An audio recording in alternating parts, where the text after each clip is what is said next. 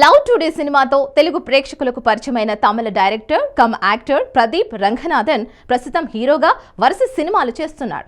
ప్రస్తుతం return of the dragon అనే చిత్రంలో అలరించడానికి వస్తున్నాడు.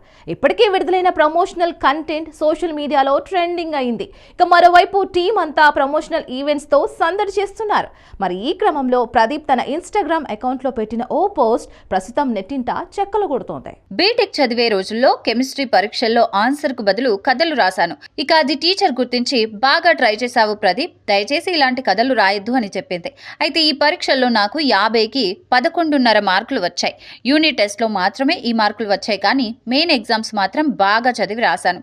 అయితే పరీక్షల్లో కథలు రాయొద్దని టీచర్ నాకు చెప్పింది. అందుకే నేను కథలు రాసే రంగాన్ని వృత్తిగా ఎంచుకున్నా అని రాసుకొచ్చారు. అలాగే ఆన్సర్ ఫీట్ ను కూడా షేర్ చేశారు.